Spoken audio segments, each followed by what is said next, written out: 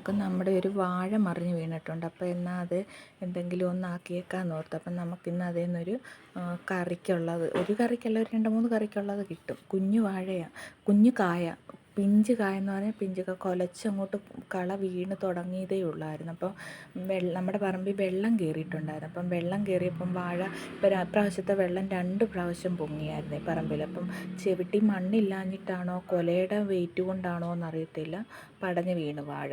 അപ്പം നമ്മൾ ഓർത്തെന്നാൽ അത് നമുക്ക് കളയുന്ന എങ്ങനെയാണെന്ന് ഓർത്ത്, ഇത്രയും വലിയ കൊലയല്ലേ, അത് കളയണ്ടല്ലോ എന്ന് ഓർത്തിട്ട് നമ്മളെന്നാൽ അതിനൊരു കറിക്കാക്കി എടുത്തേക്കാന്ന് ഓർത്തു. നമ്മുടെ ആറ്റുകണ്ണൻ വാഴയാണ്, നല്ല മധുരമുള്ള വാഴ കൊലയാണ്, പഴമാണ്. പഴുത്ത് കഴിഞ്ഞാൽ നല്ല മധുരമുള്ള പഴമാണ് അത്. പക്ഷേ എന്ത് ചെയ്യാനാ, പടഞ്ഞ് വീണില്ലേ. നമുക്ക് അന്നേരം പിന്നെ അത് കളയാനൊരു മടി. അന്നേരം നമ്മളോർത്ത് എന്നാൽ അതൊന്ന് തോരൻ വെച്ച് നോക്കാം.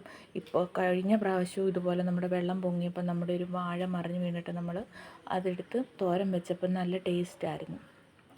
എന്നാൽ ഈ പ്രാവശ്യം അതെന്നാൽ നമ്മൾ നിങ്ങളെ കൂടെ ഒന്ന് കാണിച്ചേക്കാമെന്ന് ഓർത്ത്. ഇനിയിപ്പോൾ ആരെങ്കിലും വാഴ മറിഞ്ഞ് വീഴുവാണെങ്കിൽ സങ്കടപ്പെട്ട് കൊല കളഞ്ഞണമല്ലോ എന്നോർത്ത് സങ്കടപ്പെട്ടിരിക്കണ്ടല്ലോ എന്നോർത്ത് എന്നാൽ നമ്മളത് അന്ന് ചെയ്തതല്ലേ, എന്നാൽ നമ്മൾ അത് ഒരു വീഡിയോ ആക്കി എന്നാൽ നമുക്ക് നിങ്ങളെ കൂടെ കാണിച്ചേക്കാമെന്ന് ഓർത്ത് നമ്മളത് ചെയ്തേക്കാമെന്ന് ഓർത്ത്.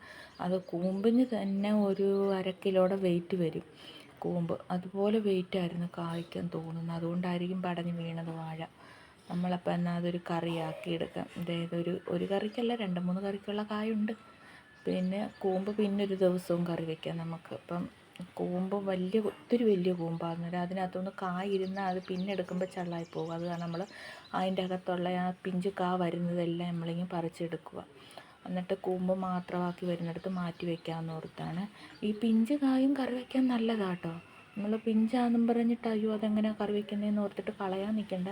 ആ കൂമ്പിനകത്തിരിക്കുന്ന കായും കറി വെച്ചാൽ നല്ല ടേസ്റ്റാണ്. നമ്മുടെ ചെറുപയർ മുളപ്പിച്ച് കറി വയ്ക്കുകയല്ലേ, അതുപോലെ ഇരിക്കും അത് കറി വെച്ചാൽ. ഇനി അത് നമ്മൾ എല്ലാം എടുത്ത് മാറ്റി വെച്ചേച്ച് ഒരു 2 ദിവസം വേണേലും അത് കേടാകാതിരുന്നോളും. ഇപ്പം ഈ കായെല്ലാം പിന്നെ അല്ലെങ്കിൽ നമ്മുടെ അടുത്തൊക്കെ ആർക്കെങ്കിലും ഉണ്ടെങ്കിൽ അവർക്കും കൊടുക്കാം. ഇപ്പം ഞങ്ങൾ മാറ്റിയെടുത്ത് വെച്ചിട്ടുണ്ട്. ഇപ്പം ഇന്നതൊന്ന് അരിഞ്ഞ് വെക്കുവാണെങ്കിൽ നാളെ കറി വയ്ക്കുക. ഇന്നിപ്പോൾ കറിയെല്ലാം ആയായിരുന്നു. അപ്പോൾ അതിന്നൊരു ഇച്ചിരി അരിഞ്ഞ് കറി വെച്ചേക്കാമെന്ന് ഓർത്ത്. അപ്പോൾ നമ്മൾ അരിഞ്ഞിടുമ്പം പ്രത്യേകം ശ്രദ്ധിക്കണം. നമ്മൾ ഇച്ചിരി വെള്ളത്തിനകത്തോട്ട് വേണം ഇത് അരിഞ്ഞിടാനായിട്ട്. എന്താണെന്ന് വെച്ചാൽ കറയുള്ളതല്ലേ, അപ്പം നല്ല കറയുള്ള സാധനമായത് കാരണം മറ്റേ കായ അങ്ങോട്ട് അരിഞ്ഞിടുമ്പോൾ അത് കറുത്ത് പോകും. അപ്പം വെള്ളത്തിനകത്തിടാമെങ്കിൽ ആ കറ എങ്ങനെ അങ്ങ് പൊക്കോളും. അപ്പം നമ്മൾ ഒരു തോരത്തിനുള്ളത് നമ്മൾ ഇന്നിപ്പോൾ അരിഞ്ഞെടുക്കുന്നുള്ളൂ. അരിഞ്ഞെടുത്ത് മാറ്റി വെച്ചേച്ച് നാളെ നമുക്ക് ഒരു ചെറിയ തോരൻ ഉണ്ടാക്കാമെന്ന് ഓർത്താം. അപ്പം അത് അരിഞ്ഞ് നല്ല നമ്മൾ ഉരുളക്കിഴങ്ങൊക്കെ തോരൻ വെക്കാൻ അരിയുകയല്ലേ, അതുപോലെ അരിഞ്ഞാൽ മതി. കട്ട് ചെയ്യാനൊന്നും നിൽക്കേണ്ട.